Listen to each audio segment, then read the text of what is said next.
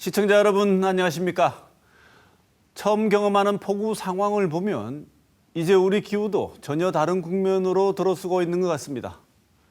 예년과는 다른 마음가짐과 철저한 대비가 필요할 것으로 보입니다.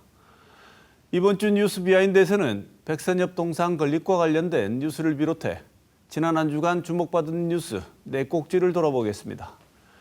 그리고 터크와이드 코너에서는 황세훈 자본시장연구원 선임연구위원으로부터 시중은행 전환을 선언한 대구은행의 전망과 위기설에 휩싸인 새마을금고 상황에 대해 들어보겠습니다. 시사톡톡 지금 시작합니다.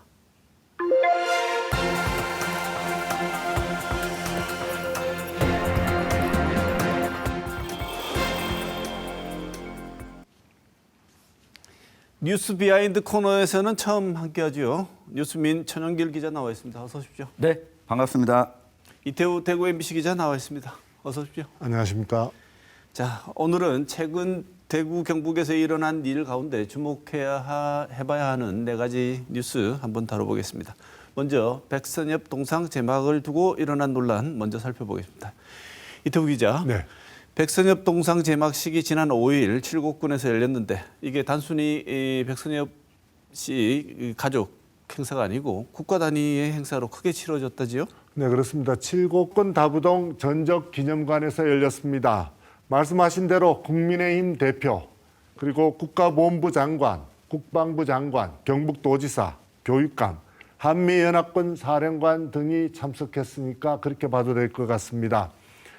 친일 전력이 뚜렷한 백선엽 장군 동상을 이렇게 거창하게 세우고 또 기리는 이유는 국가보훈부 장관의 말을 들어보면 알 수 있을 것 같습니다. 최근 우리 백선엽 장군 기념재단이 만들어지는 등 우리 국민 사이에서도 백선엽 장군에 대한 올바른 평가, 이 재평가 움직임이 크게 일고 있어 매우 고무적인 성과로 생각합니다. 다시 한번 대한민국을 구한 호국의 별 백선엽 장군을 추모하며 영원한 안식을 기억합니다. 결국 동상 제막식을 시작으로 친일 지우기를 본격적으로 시작하겠다는 말입니다. 네, 이태우 기자 말대로 정부는 백선엽 장군의 행적에서 친일 흔적을 지우겠다는 의도를 숨기지 않고 있는 것처럼 보이는데요. 천 기자. 네. 이날 행사에 이런 정부 의도가 의중이 보이자 여기에 대해서 반대하는 단체도 나와서 강하게 반발했다는 얘기가 있는데요. 네, 이날 민족문제연구소 이 구미지회가 이 제막식장 앞에서 피켓팅을 벌이기도 했는데요. 한마디로 요약하면 친일 미화이자 역사 왜곡이다라고 주장을 했습니다. 이 박찬문 민족문제연구소 구미지역위원장은 이 친일파가 해방 후에 이 반공 영웅으로 신분을 세탁했고, 그 다음에 백선엽이 등장해서 이 냉전 가운데서 친일 장교에서 전쟁 영웅으로 이 변신했다면서 이 백선엽 장군이 전쟁 영웅이라는 것도 허구와 과장이다라고 지적을 했는데요. 이 낙동강 전선에서 8개 사단이 싸웠는데 이 당시 한 개 사단의 사단장이었던 이 백선엽 혼자만의 공으로 돌려서는 안 된다라고 주장을 했습니다. 네, 천 기자. 근데 문제는 백선엽 장군이 일제강점기 일본을 위해서 어쨌든 일을 한 것은 맞는데 네. 이를 해석하는 과정에서 평가가 정권이 바뀔 때마다 계속 달라져 왔죠. 네, 앞서서 이 국가보훈부 장관이 올바른 평가, 재평가가 최근에 이루어지고 있다라고 이야기했는데 이 이야기 자체가 평가가 여러 번 바뀌었다라는 내용을 담고 있습니다. 일단 사실만 좀 확인해 보면요, 이 백선엽 장군이 6.25 전쟁에서 참전했던 전쟁의 공을 가지고 있는 인사는 분명합니다. 다만 친일 흔적 역시 또 분명한데요. 백선엽 장군이 일본이 우리를 지배하면서 만주 일대 또 꼭두각시 국가 만주국을 세웠습니다. 1942년부터 43년까지 만주 제국 육군 훈련소 9기로 입소를 해서 간도 특설대에 차출돼서 당시 항일운동을 벌이던 우리 선조들을 탄압하는 데 앞장서기도 했거든요. 그러다가 이 해방을 앞두고 나니까 이제서야 친일 전력을 가지고 있으면 문제가 되겠다 싶어서 이 한반도로 들어왔다가 이 평양에서 이 친일파들에 대한 이 비판, 이 심판이 있자 남한으로 내려오게 됩니다. 그러고는 이 국군 경비대 이 중위로서 인간하게 되는데요. 이 국립 묘지 안장자 위치 정보 검색 시스템 보면 이 백선엽 장군의 비고란에 친일 반민족 행위 진상규명위원회에서 친일 반민족 행위자로 결정됐다라고 하는 내용이 담겨 있는데 이 동상 건립을 계기로 국가보훈부가 이 내용 자체를 지금 삭제하는 것을 검토하고 있어서 논란이 되고 있습니다. 네. 자, 다음 주제에는 정책 토론을 둘러싼 뉴스입니다. 정책 토론 예전에 한번 다뤘던 주제지요.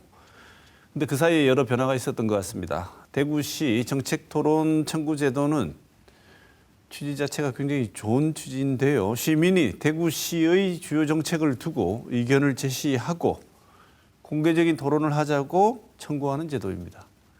그런데 대구시가 토론회를 열기 어렵게 조례를 바꾸면서 문제가 시작됐습니다. 그렇죠, 이태우 기자? 그렇습니다. 대구시가 토론이 열리기 어렵도록 그 청구인 수를 4배로 늘렸습니다.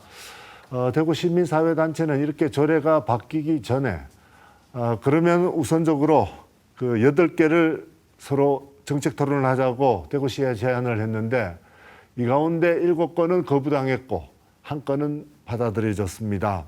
받아들여진 정책 토론은 위기가구 종합지원 정책 토론이고 거부당한 7건은 지금 시지를 보면 나오고 있습니다. 그 행복사회 서비스원, 석탄발전소, 지원주택, 응급의료, 금호강 르네상스, 장애이동권, 그리고 마지막으로는 생활임금입니다. 이때까지만 해도 대구시는 왜 정책 토론을 열지 않겠다고 하는지 그 이유를 밝히지 않았습니다. 참고로 이 제도가 만들어진 게 2008년인데요. 그 정책 토론이 열리지 않은 비율은 약 42%쯤 됩니다. 네. 참 정책 토론하는 거 개최 요건 자체가 어려워진 데다가 그 전에 제도 바뀌기 전에 냈던 토론건도 대구시가 이렇게 하지 않겠다고 하니까 이 토론을 주도적으로 제안했던 시민단체는 이거 쉽게 받아들일 수 없을 것 같은데요, 정 기자 어떻습니까? 맞습니다. 대구 시민단체 연대회가 바로 이 반박 기자회견을 열었는데요. 이번 토론회 청구를 처리하는 대구시 자세를 보면 그냥 시민단체와 대하기 싫다. 그리고 시민들과도 이 대화하고 싶지 않다라고 하는 이 태도를 보였다고 비판을 했습니다. 이 태도가 결국 홍준표 대구시장의 자세이기 때문에 거기에 좀 맞추겠다라고 하는 것으로 좀 분석을 하고 있습니다. 네. 이 논란과 혼란이 이 정도면 갈등이 이미 과도한 상태를 넘어선 것처럼 보이는데요. 정책 토론 둘러싼 대구시와 시민단체의 갈등은 한 걸음 더 나아갔습니다. 대구시가 시민단체를 두고 불법 허위 서명을 했다고 어떻게 보면 수사를 의뢰하면서 맞불을 놓은 셈인데요. 이태우 기자, 지금 대구시가 수사 의뢰를 했지요? 그렇습니다. 대구시는 황순조 기획조정실장이 브리핑을 하면서 불법 서명 의심 사례를 다수 확인했고 이 가운데 5건은 확실하다면서 수사 의뢰를 한다고 이야기했습니다. 이 밖에도 중복 서명과 기재 오류 그리고 주소지를 제대로 쓰지 않은 불일치 등이 다수 확인됐다면서 이런 법적인 대응에 나선다고 주장을 했습니다.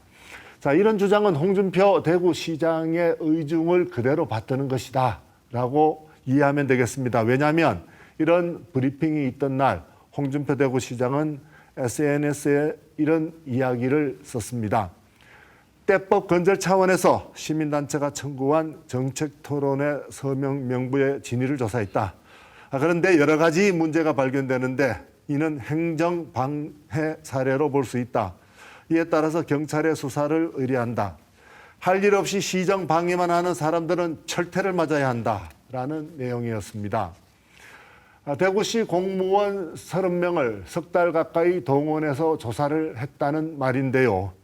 법률 용어가 좀 어렵습니다. 명의 모용 도용자 5명을 찾아내서 위법 사실에 대해서 수사기관의 수사를 의뢰한다는 말입니다. 여기에 대한 시민단체 입장도 한번 들어보겠습니다. 불법적인 일을 한 것처럼 일부러 시민단체를 욕보이기 위해서 하는 거절 사회를 만들기 위해서 그렇게 프레이밍을 한 거다라고 보고 있고요. 선량한 시민이라는 건 그런 규정이 없어요. 규정도 없는 말이고 기준을 세울 수도 없는 말인데 그런 말을 가지고 사람이 선량하니 선량하지 않니 이런 말하는 자체가 이 사람은 민주주의 시대에 어울리지 않는 지도자다. 네. 그런데 하나 흥미로운 점은 홍준표 대구시장이 경남지사 시절에 주민 소환 투표 청구인 서명부가 위조됐다고 지금과 조금 비슷해 보이는 일들이 벌어졌던 것 같은데 청 기자 어떻습니까? 맞습니다. 홍준표 대구시장의 정책을 보려면 이 경남도지사 시절을 한번 돌아보라. 그 이야기를 드려도 될 것 같은데요. 2015년에 경남도민들이 학교 무상급식 지원 중단 등의 책임을 물어서 홍준표 경남지사 주민소환 운동을 벌였습니다. 이 서명수가 부족해서 결국 무산됐는데 이 서명인 가운데 일부가 직접 서명을 받지 않고 전화 등으로 동의를 받았고 이렇게 이 서명부를 모았다라고 발표를 했습니다. 근데 이걸로 서명부를 허위로 작성했다라고 하면서 이 재판이 열렸고 이 3명에게 500만 원의 이 벌금 약식 명령이 내려졌습니다. 또 나머지 3명에게도 벌금 200만 원의 약식 명령이 내려졌는데요. 이들은 학부모 또는 초등학교 방과 후 자원봉사자들이었습니다. 이때 고발을 한 주체가 주민소환 투표 서명부 진상규명위원회였는데 일종의 경남지사 시절에 이랬던 경험을 가지고 와서 마치 시민단체가 이 허위로 이 특정한 불순한 의도를 가지고 명부를 조작했다라고 하는 걸로 지금 좀 몰아가고 있는 모양새입니다. 네. 자, 주제 바꾸겠습니다. 다음 주제. 이태우 기자. 네. 퀴어 축제 논란이 있었는데 결국 법정으로 가는군요. 그렇습니다. 경찰과 대구시가 퀴어 축제로 부딪힌 게 지난달 17일이죠. 대구 동성로에서 열린 퀴어 축제의 그 도로 점령 허가 문제를 두고 대구시와 경찰이 부딪혔는데요. 그 축제 조직이 소속의 그 차량이 동성로에 들어서자 그 공무원들이 이를 제지했고 이 제지하는 공무원들을 다시 경찰이 막아서면서 충돌이 벌어졌는데요. 당시 모습을 잠시 한번 보도록 하시죠. 도로 위에 연자 연화를 왜 하시는 거예요? 소통을 막으신 거죠. 그 대구시와 축제 조직위 사이의 갈등이 소송 또 그리고 고발전으로 번지고 있습니다. 축제 조직위와 대구 참여연대는 그 홍준표 대구시장과 대구시를 상대로 검찰 고발 또 손해배상 청구 소송을 하기로 했습니다.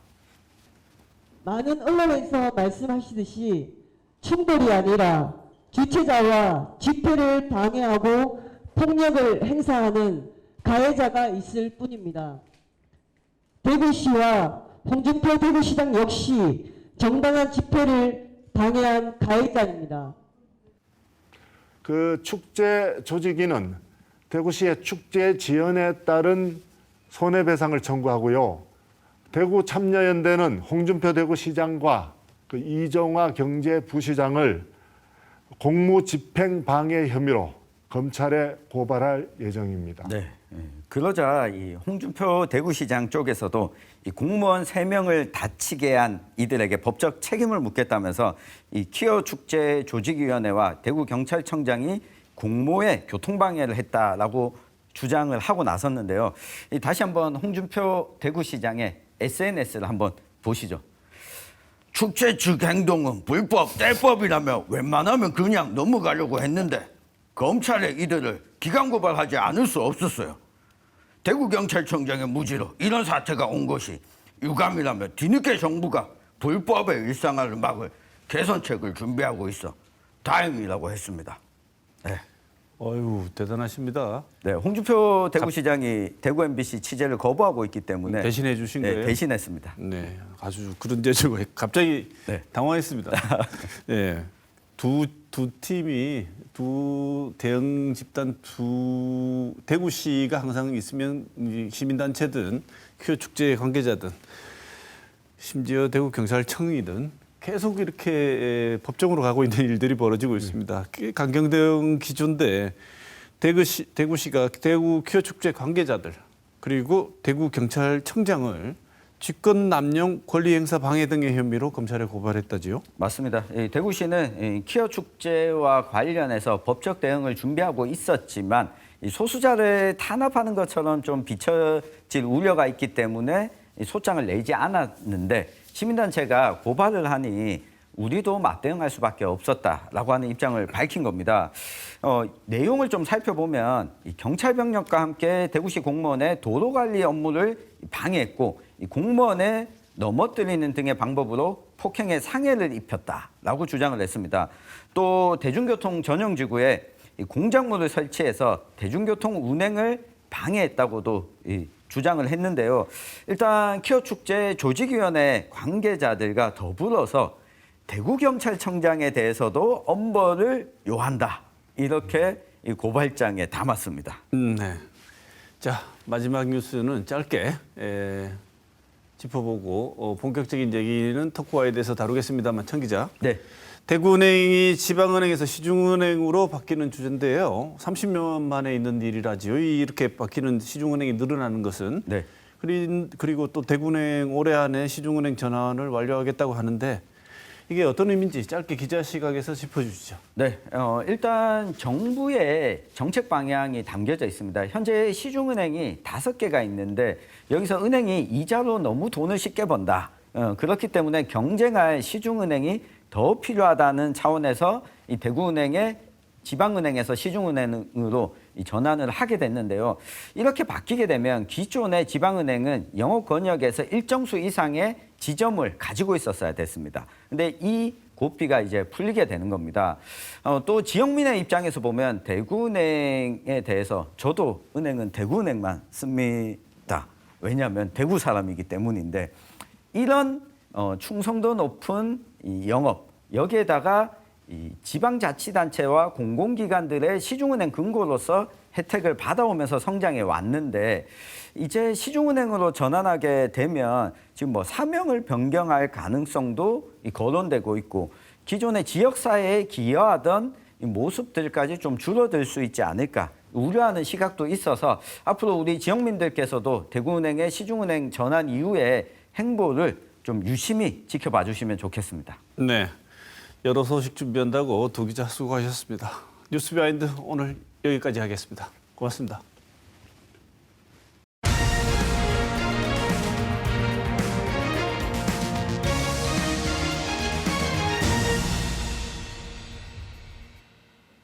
조금 전 뉴스 비하인드 코너에서 기자의 시각으로 대구은행의 시중은행 전환에 대해서 다뤘다면 지금부터는 전문가를 모시고 대구은행의 시중은행 전환에 가지고 있는 의미, 여러 가지 문제, 그다음에 앞으로 살펴야 될 지점들 살펴보겠습니다. 그리고 새마을금고의 위기설도 함께 살펴보도록 하겠습니다. 먼저 오늘 모신 황세훈 자본시장연구원 선임연구위원 소개하겠습니다. 어서 오십시오. 네, 안녕하세요. 반갑습니다. 자, 우리 앞에서는 그냥 기자들의 시각으로 전환에 관한 소식을 전했습니다만 여러 가지 측면이 있을 것 같아요. 그냥 전환된다는 소식이 이게 마냥 기쁜 소식인지 그리고 대구은행의 성장에 있어서 중요한 모멘텀이 될 것인지 한번 말씀을 들어봐야 될 것 같습니다. 우리 황세훈 박사님께서는 금융당국이 대구은행의 시중은행 전환을 위한 조건을 다소 완화해 줬는데요. 이 완화해 준 이 조건을 완화해진 이유 어디에 있다고 보십니까? 일단 가장 중요한 부분은 은행들 간의 경쟁을 확대하겠다라는 것이 가장 중요한 목적이라고 볼 수가 있습니다. 지금 5대 시중은행들 이제 가장 많이 비판을 받고 있는 부분들이 이제 금리 장사를 하면서 은행들 간의 경쟁이 발생하지 않고 있다. 그러다 보니까 대출 금리는 상대적으로 높은 수준에서 유지가 되고 있고 반대로 예금 금리는 굉장히 낮은 수준에서 유지가 되고 있기 때문에 오히려 대출자들의 이런 이자 부담들을 증가시키고 있다. 뭐 이런 비판들을 굉장히 많이 받고 있단 말이에요. 따라서 이러한 이런 상황을 다소라도 완화하기 위해서는 결국은 새로운 경쟁자가 시장에 진입하게 되면 은행들이 은행들 간의 경쟁을 통해서 대출 금리는 조금이라도 낮추려는 노력들을 하게 되고 반대로 예금 금리는 조금이라도 높게 주려는 이런 이제 노력들이 나타날 가능성들이 있는 거거든요. 따라서 금융당국의 입장에서는 새로운 경쟁자를 시장에 진입을 시킴으로써 기존에 있던 5개 시중은행들 간의 그런 이제 공고한 시장 점유 상황을 조금이라도 조금 바꿔보려는 이런 목적에서 기준들을 완화해 줬다고 평가할 수가 있죠. 네. 근데 대구은행 상황도 녹록치 않았던 것 같습니다. 지금 아시겠지만 대구 지역 상황이 그렇게 좋지 않습니다. 굉장히 힘든데요. 대구 경북 인구 유출 계속 있고 지역 산업들 상황이 안 좋습니다. 이런 상황에서 어떻게 보면 지금 관리하고 있던 현재 대구은행의 주 사업장인 대구 경북 지역이 이렇게 좋은 상황이 아닌데 사업 영역을 이 상황에서 확장을 하는 게 어떻게 보면 지금 안 좋은 데를 떠나서 수익이 날 수 있는 곳으로 갈 수 있다고도 볼 수 있지만 지금 원래 가지고 있던 기본 집토끼죠. 토대가 흔들리는 상황에서 이렇게 확장하는 게 조금 무리가 아닐까 이런 또 의아심을 가질 수도 있을 것 같은데 어떻게 보십니까? 뭐 시장에서는 그러한 우려가 실질적으로 제기되고 있는 것이 사실입니다. 대구은행이 지방은행에서 시중은행으로 전환하게 되면 당연히 여기에는 기회 요소도 있는 거고요. 반대로 위험 요소도 있다고 볼 수가 있습니다. 첫 번째 기회 요소를 먼저 좀 짚어보자면 앞서도 말씀하셨듯이 사실 대구, 경북 지역의 산업 기반이 지금 계속해서 조금씩 이렇게 쇠퇴하고 시들어가는 이런 모습들이란 말이에요. 인구도 계속해서 유출이 일어나고 있고요. 이런 것은 결국은 대구은행이 가지고 있는 그런 지방은행으로서의 고객 기반이 향후 계속해서 약화될 위험성, 그럼으로써 대구은행의 영업 규모도 줄어들게 위축될 가능성, 이런 위험성을 가지고 있는 거거든요. 따라서 대구은행에서는 이러한 영업 환경의 변화에 대해서 적극적으로 돌파구를 마련할 필요성은 분명히 존재를 한다. 그렇기 때문에 대구 지역, 대구 경북 지역에서만 머무를 것이 아니라 전국 단위로 사업장을 확대해서 이렇게 지방 지역에서 위축되어 가고 있는 인구 요소라든지 혹은 산업적인 이런 위험성들을 탈피해보고자 하는 강력한 그런 인센티브가 발생할 수밖에 없는 거거든요. 반면에 이렇게 이제 적극적으로 확장을 하는 것 자체는 긍정적으로 평가할 수 있겠습니다만 거기에 따른 위험 요소도 분명히 존재할 수밖에 없다는 거죠. 가장 먼저 시중은행으로 전환을 하게 되면 그러면 본격적으로 이제 쉽게 말해서 서울에 있는 5대 시중은행들과 경쟁을 벌여야 되는 상황이 되는 것이고요. 이미 서울에 있는 그 5대 시중은행의 경쟁력은 사실 대구은행과 비교했을 때 절대로 더 낮은 편이라고 평가하기는 어렵습니다. 오히려 자산 사이즈라든지 자본 구매 규모에 있어서는 훨씬 더 우위를 점유하고 있거든요. 따라서 나보다도 훨씬 더 힘센 은행들과 경쟁을 해서 거기서 시장 점유율을 가져와야 되는 이런 상황이기 때문에 과연 이런 것들을 얼마나 성공적으로 수행해낼 수 있을 거냐에 대한 우려가 존재할 수밖에 없는 것이고요. 또 이제 특히나 이제 시중은행으로 전환하는 초기 단계에 있어서는 점포도 확보를 해야 되고 인력도 확보를 해야 되기 때문에 초기에 비용 요소, 비용 지출이 상당히 많이 이루어질 가능성이 높습니다. 그렇지만 여기서 실질적으로 수익이 발생하는 데는 상당한 시간이 소요될 수가 있거든요. 먼저 돈을 지출하고 나서 수익은 나중에 발생하는 구조이기 때문에 이 과정에서 처음에는 계속해서 쉽게 말하면 계속해서 이제 돈을 거기에 들여 부어야 되는 수익은 발생하지 않지만 계속해서 비용 지출은 발생하는 이러한 이제 시기들을 상당 부분 겪을 수밖에 없을 텐데 여기를 과연 얼마만큼 효과적으로 줄이면서 신속하게 수익 창출로 넘어갈 수 있을 거냐에 대한 우려가 제기될 수밖에 없는 것이죠. 네. 근데 자꾸 얘기를 하는 처음에 기대하는 역할이 뭐냐면 매기 효과를 자꾸 얘기를 합니다. 네네. 흔히 이제 뭐 매기 한 마리가 있으면 긴장을 해서 다른 물고기들이 퍼져 있지 않아 가지고 열심히 운동을 해서 다 같이 살아있게 만들어주는 그 효과 말하는 것 같은데요.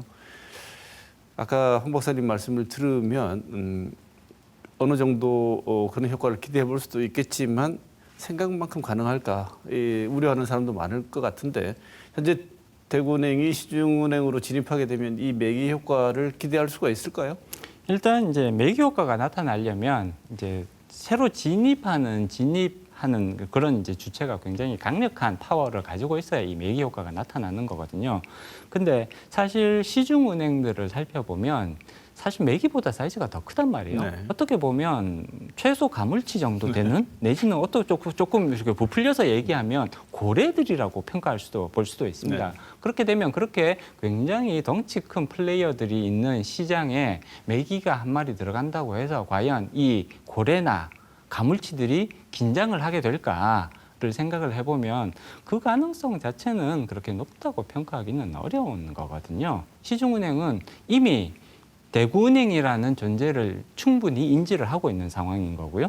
그리고 시중은행으로 전환한다고 해서 경쟁력에 있어서 오히려 우리가 더 나아 보인다라는 판단을 할 가능성은 여전히 상당히 높다고 볼 수가 있습니다. 따라서 일정 부분 마켓 쉐어를, 그러니까 시장 점유율을 뺏기지 않으려는 노력은 하겠습니다만 우리가 기대했던 그런 매기 효과가 과연 강하게 나타날 수 있을 거냐. 사실 비슷한 이제 논란들이 인터넷 전문 은행, 카카오뱅크라든지 K뱅크라든지 인터넷 전문 은행이 이제 출범을 할 때 인터넷 전문 은행이 매기 효과를 충분히 가져올 수 있지 않을까. 그래서 시중은행들이 조금 더 금리에 조금 민감하게 반응하면서 예금자들에게 더 높은 금리를 제공할 수도 있지 않을까라는 기대를 굉장히 높게 했었거든요. 그렇지만 실질적인 이러한 매기 효과가 그렇게 뚜렷하게 관찰되었다고 평가하기는 어렵습니다. 따라서 이런 전례들을 살펴봤을 때 매기 효과가 나타나는 데 있어서는 상당 부분 그 이제 효과가 그렇게 뚜렷하게 나타날 가능성을 예상해 보기는 어렵고요.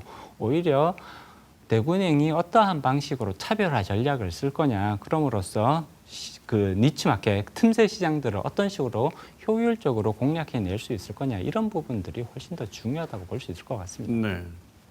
사실 이 매기 효과라는 말을 쓸 때 다들 의아해하지 않습니까? 네네. 말씀하신 대로 기존 시중은행들이 고래나 가물치 정도 되는데 하나 새로 진입했다고 해서 놀라야 되는데 놀라지 않는다면 매기 효과가 안 나는 거지 않습니까? 오히려 고래 싸움에 새우등 트질 가능성도 있는데 기존의 대구은행이 해왔던 역할을 그대로 하면서 새로운 그 틈새 시장을 개척해야 한다는 말씀을 주셨는데 이 얘기 나오자마자 대구은행 바로 이제 시중은행 되면 이름 변경 고려하고 있고 그것도 연내하겠다. 연내 시중은행으로 진입을 하겠다고 이렇게 밝히고 있는데 올해 안에 연내 시중은행 진입을 하는 게 가능하겠습니까? 시간적으로? 일단 시간이 굉장히 빠듯하다고 평가할 수가 있는 것이고요. 시중은행으로 전환할 때는 여러 가지 이제 그 조건들을 충분히 만족시키고 있다라는 것을 충분히 증명을 해야 되는 거고요. 그리고 거기에 따른 인허가 과정들이 이제 중간에 들어가게 됩니다. 이런 프로세스들이 신속하게 진행된다고 하더라도 보통 한 6개월 정도는 걸린단 말이에요. 그렇기 때문에 아주 서둘러서 신속하게 잘 진행이 된다면 연내에 시중은행이 전환이 가능할 수도 있겠습니다만 신속성보다는 오히려 조금 안정적으로 그런 프로세스들을 실수 없이 밟아 나가는 게 저는 훨씬 더 중요하다고 보는 거고요. 신속성보다는 확실하게 쉽게 말하면 중간에 사소한 실수들이 생기지 않게 확실하게 모든 프로세스들을 잘 챙기면서 안정적으로 전환하는 것이 오히려 더 필요한 시점이 아닐까 싶습니다. 자, 지금부터는 새마을금고 얘기 한번 해보겠습니다. 네네. 계속 부실 우려 있었고요. 새마을금고가 생각보다 상황이 심각하다. 이런 얘기들이 계속되더니 급기야 뱅크런까지는 일어나지 않았습니다만 그것과 비슷해 보이는 상황도 벌어졌습니다. 네, 유사한 예금 인출 네. 상황이 발생을 했었죠. 그래서 정부가 급하게 네. 그 정도 아니고 정부가 보증해 줄 테니 걱정하지 마라. 그리고 그렇게 이제 불을 끄니까 다소 진정세는 보이고 있습니다만 많은 새마을금고 고객들이 정말 불이 꺼진 것이냐 아니면 잠깐 꺼진 것처럼 보이지만 밑에서는 다시 큰 불이 점화될 수 있는 여지가 계속 남아서 지금 진행이 되고 있는 상황인가. 그래서 걱정이 많습니다. 새마을금고 어떻게 보십니까? 네, 일단 기본적으로 소수의 새마을금고들이 지금 부실할 우려가 상당히 높다라고 평가해 볼 수가 있습니다. 그렇기는 하지만 예금자분들은 그렇게 크게 걱정은 안 하셔도 될 것 같다라는 말씀을 먼저 좀 드리고 싶고요. 지금 정부의 정책 방향, 대응 방향성을 살펴보면 기본적으로 이 새마을금고는 5천만 원까지 예금자 보호가 이루어집니다만 실질적으로는 지금 현재의 상황에서 만약에 위기 상황으로 전이가 돼서 새마을금고가 무너지는 상황이 되면 정부는 100% 예금자 보호를 하겠다라는 것이 기본적인 방향성이라고 평가할 수가 있습니다. 따라서 현재 내가 거래하고 있는 새마을금고가 부도가 나서 내가 예금을 못 돌려받을 수도 있는 거 아닌가 이런 우려까지 하실 필요는 없어 보이고요. 만약에 그런 상황이 발생한다고 하더라도 정부의 개입은 거의 확실해 보이고요. 개입을 통해서 100% 예금자 보호를 단행하겠다. 물론 그건 예금자 보호법에 의한 게 아니라 정부가 이제 자체적인 판단에 의해서 예금자들을 보호하겠다. 이런 방향성으로 이제 진행될 가능성이 거의 확실해 보입니다. 그렇기 때문에 새마을금고랑 거래하시는 분들께서는 당장 예금을 빼야겠다, 인출을 해야겠다 그렇게 느끼실 필요는 현재로서는 뭐 그러실 필요까지는 없어 보인다라고 말씀드릴 수가 있을 것 같고요. 다만 그럼에도 불구하고 일부 새마을금고의 부실화 우려는 여전하다고 볼 수가 있습니다. 지금 전국적으로 1,200개가 조금 넘는 새마을금고들이 있는 거고요.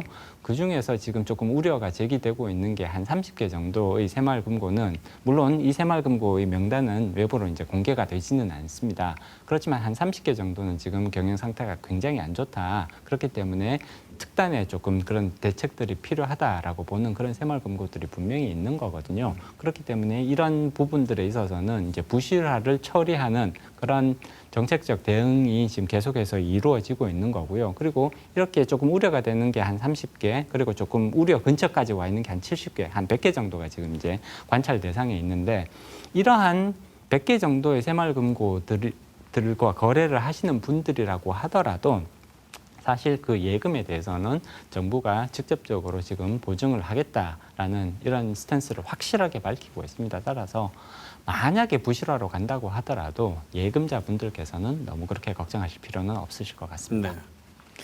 이게 왜 이렇게 됐나를 지적하는 것들 중에 대출 잘못해서 그렇다. 무리한 대출을 했다. 좀 위험성이 높은 네. 대출을 한 건 사실이죠. 사실 뭐 대출을 때 완전한 보장을 받고 하는 것보다는 수익을 내려고 하면 조금 어떻게 보면 완전히 보장되었다는 말은 불가능한 거죠. 네, 그래서 그렇습니다. 대출을 하는 데는 조금씩 위험들이 다 있는데 지금 황 박사님 말씀하신 대로 조금 많이 위험한 곳에 무리한 대출을 한 것 같은데 그 대출들이 성격이 어떤 것들이죠? 일단 가장 많은 대출이 이루어진 영역이 이제 부동산, 건설 업종에 대한 대출이 가장 많다고 볼 수가 있습니다. 50%를 지금 넘어가는 걸로 나오고 있거든요. 사실 60% 정도가 지금 부동산과 건설 업종에 이제 대출이 집중되어 왔고요. 그리고 다들 잘 아시겠습니다만 작년부터 이제 부동산 가격이 많이 이제 가라앉고 있잖아요. 그러면서 아파트 분양이 잘 안 되고 특히 지방 쪽에는 미분양 아파트들이 굉장히 지금 빠른 속도로 쌓이고 있단 말이에요.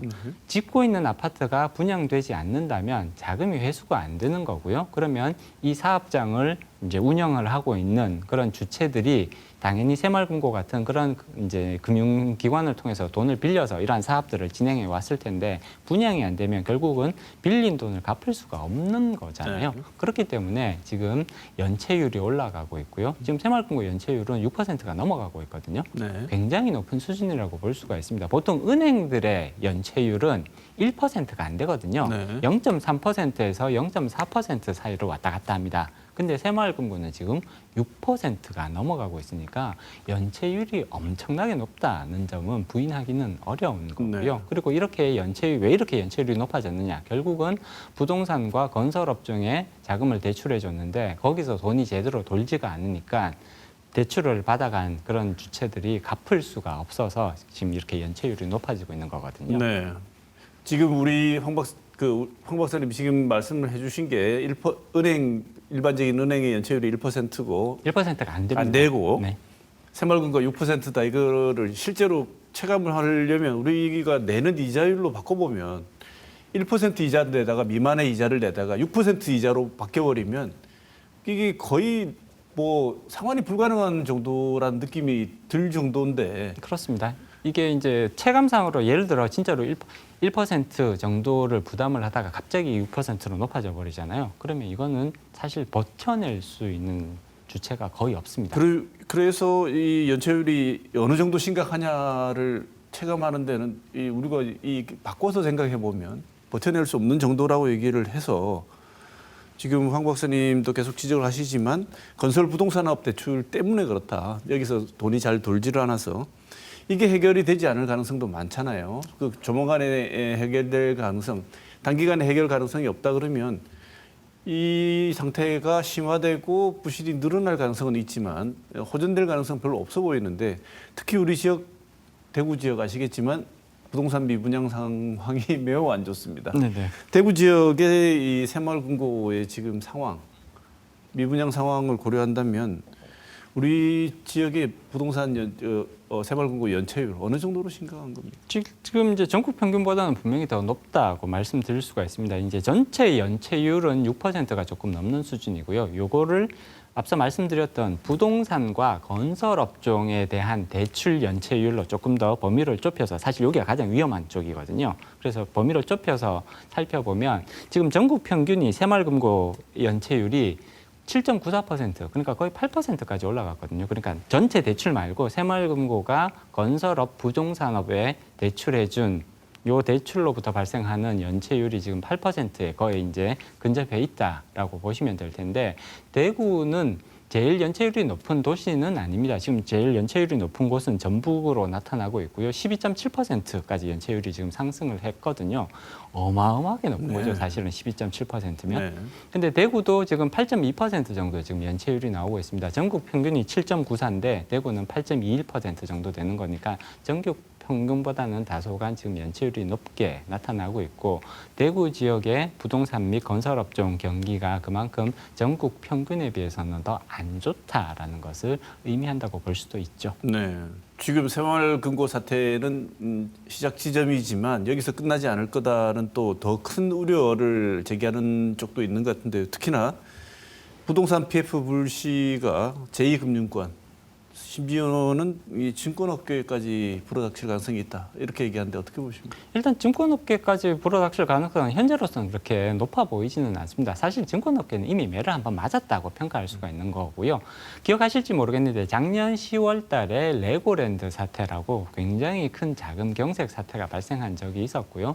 그때 사실 증권사들이 굉장히 크게 어려움을 겪었었거든요. 그리고 증권사들도 새마을금고와 유사하게 부동산 PF라든지 이런 부분들에 대한 대출 또는 보증을 굉장히 많이 가지고 있었죠. 이런 것들이 문제가 돼서 사실 작년에 레고랜드 사태가 터졌을 때 증권사들이 굉장히 큰 어려움을 겪었었고요.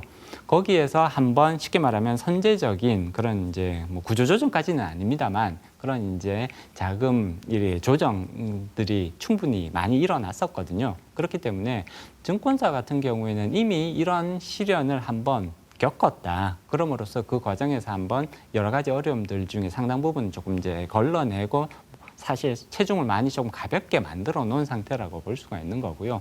2차로 이제 새마을금고로 넘어왔다고 보시면 될 것 같습니다. 네. 한간에서 걱정하는 것처럼 그렇게 번질 가능성은 그렇게 가능성이 커 보이지 않는다. 네네, 그렇습니다. 그동안 이 모르시는 분들도 많았을 것 같아요. 새마을금고를 관리하는 데는 금고인데 은행인 줄 알았는데 은행이 아니고 행정안전부다. 그게 많은 사람들이 너무가 네, 우리나라 같은 경우에는 사실 모든 금융회사들, 은행을 포함한 모든 금융회사들은 금융위원회라는 정부 부처에서 이제 쉽게 말하면 관리를 하고 그다음에 금융감독원을 통해서 감독이 이루어지거든요. 그래서 당연히 새마을금고 금융회사니까 금융위원회 관할이라고 이해를 하고 계시는 분들이 많으셨을 텐데 실제로는 그렇지가 않고요. 행정안전부에서 이 새마을금고를 이제 관리를 합니다. 주관 부처가 금융위원회가 아니고 행안부거든요. 그렇기 때문에 이제 이거는 조금 이상한 거 아니냐라는 그런 이제 비판적인 목소리가 시장에서 많이 제기되어 왔죠. 앞서도 말씀드렸듯이 새마을금고가 전국에 1,200개가 넘게 있거든요. 그러면 거기에 대한 이러한 새마을금고들이 정상적으로 잘 건전하게 잘 영업을 하고 있는지 감독이나 관리할 수 있는 인력도 사실은 충분히 확보되어 있어야 된다는 것을 의미하는 거잖아요. 네. 그렇지만 행안부에서 실질적으로 새마을금고에 투입되어 있는 인력이 몇 명이냐를 살펴보면 사실 진짜 몇 명 안 되거든요. 네. 그래서 과연 이런 이제 안정적으로 금감원과 금융위가 가지고 있는 그러한 전문성을 확보한 그런 인력들이 안정적으로 관리하고 있는 그와 유사한 수준에서의 관리가 적정하게 이루어질 수 있는 거냐에 대해서 비판적인 목소리가 많이 제기되어 왔던 것이 사실이죠. 이번 기회에 이거 정리를 좀 하고 해야 하는 거 아니냐 이런 문제 제기들도 있는 것 같은데요. 일단 주관 부처가 바뀌기는 어려울 것 같고요. 그럼에도 불구하고 네. 다만 이제 실질적인 관리 감독에 있어서 금융감독원과 금융위원회의 역할이 더 커지는 방향으로 이제 관련된 법률의 개정이 이루어질 가능성은 현재로서는 충분하지 않을까 이렇게 예상해 볼 수 있을 것 같습니다. 네. 위기설 불거지고 난 뒤에 최고의 관심사는 모두의 그걸 알고 이제 계시기 때문에 이제 황 박사님도 이 새마을금고의 그냥 일반 고객들은 걱정하지 마시라고 얘기를 했는데 예금자 금융기관이긴 하지만 금융위원회 소속이 아니기 때문에 보호법 금융 소비자를 보호해주는 그 법에 의해서 하는 건 아니고 그렇지만 정부에 의해서 한다. 그런데 중요한 게 뭐냐면 예금자 보호법에 의해도 지금 보호되는 금액은 5천만 원까지란 말입니다. 그렇습니다. 그래서 정부가 보증해 준다 그래도 새마을금고 소비자들도 사용하고 있는 분들도 이번에 무슨 일이 벌어져도 보호해 주는 금액은 한도가 5천만 원 혹은 더 적을 가능성. 5천만 원까지는 이제 보호가 된다고 보시면 네. 될 것 같고요. 다만 이제 그 5천만 원까지 보호해주는 주체는 다릅니다. 보통 일반적인 금융회사들, 은행들 같은 경우에는 예금보험공사라는 특정 기관, 법률에 의해서 만들어진 특정 기관이 이제 공식적으로 5천만 원까지 보장을 하는 거거든요. 네. 여기까지 무조건 우리가 다 갚아드립니다.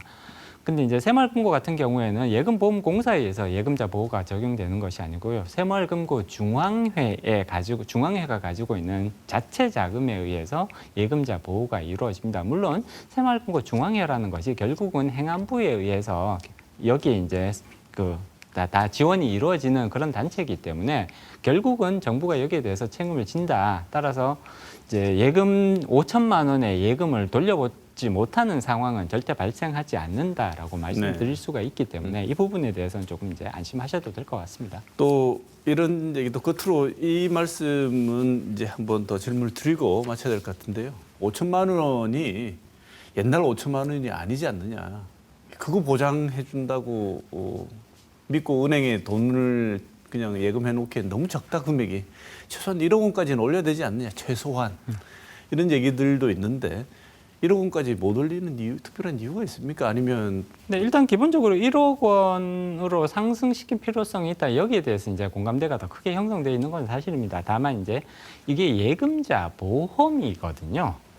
무슨 말이냐면 예금자 보호를 받기 위해서는 거기에 상응하는 보험료를 부담을 하셔야 됩니다. 지금 5천만 원의 예금자 보호를 받고 계시는데 사실 고객들이 이 5천만 원 보호에 대한 보험료를 지불하고 계시는 거예요. 물론 고객이 직접 내시지는 않습니다. 은행들이나 혹은 관련 금융기관들이, 금융회사들이 내는 건데 결국은 그러한 보험료가 어디에 녹아들게 되냐면 은행이 지급하는 예금이자 또는 은행에 지불해야 되는 대출이자에 이러한 보험료들이 녹아 들어갈 수밖에 없는 거거든요. 주로 이제 예금 이자에 녹아 들어가게 됩니다. 다시 말해서 내가 느끼지 못할 정도로 아주 미세하게 예금 이자가 살짝 떨어지는 방식으로 보험료가 부과되는 거거든요. 따라서 5천만 원 보호를 받다가 1억 원으로 높이게 되면 당연히 보험료를 조금 더 내셔야 되는 상황이 되는 거고요. 그렇게 되면 과연 내가 1억 원의 보호를 받기 위해서 많지는 않지만 아주 요만큼 더 보험료를 더 지불할 용의가 있는 것이냐. 사실 이건 선택의 문제라고 볼 수 있습니다. 네. 그래도 올리자는 쪽에 논의들도 진행되고 있기 때문에 가능성은 있는 것이죠. 그렇습니다. 지금 이제 보험료가 올라가는 것은 사실입니다만 우리나라 경제 규모라든지 소득 수준, 그다음에 전체적인 금융 안정성의 중요성을 생각할 때 그 정도의 비용 상승이 우리가 절대 감당하지 못할 정도의 비용 상승은 아니라고 보는 견해가 많죠. 네. 자, 오늘 토크와이드는 시중은행 전환을 앞두고 있는 대구은행의 얘기와 새마을금고 위기설과 심각성에 대해서 짚어봤습니다. 오늘 좋은 말씀 주신 황세훈 자본시장연구원 선임연구위원 고맙습니다. 고맙습니다.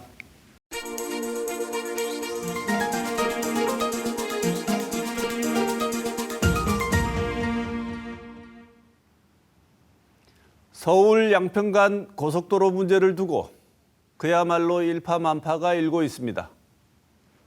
건설과 관련된 사실관계는 접어두더라도 국토부 장관이 계획을 백지화하는 것은 그것 자체로 난감한 문제를 만들어냈습니다. 나는 어떤 약속도 지키지 않겠다고 약속한다. 그리고 내 명령은 아무것도 따르지 마시오라는 문장은 어떤 의미도 전달하지 못하는 자기 모순적 말을 하고 있습니다. 이 문장들을 논리학에서는 거짓말쟁이 문장이라고 합니다. 주어진 문장이 참이든 거짓이든 모순되는 상황이 발생하기 때문입니다. 이 모순적 상황이 발생하는 이유는 여기에서 사용되고 있는 약속과 명령이 일상적으로 사용되는 약속과 명령의 개념이 아니기 때문입니다. 국책사업이란 대규모 공공서비스를 공급하는 것에 있어 국가가 주도적으로 재원을 조달하여 시행하는 사업을 말하고 국토교통부 장관은 그것을 주로 담당하는 부처의 장관입니다.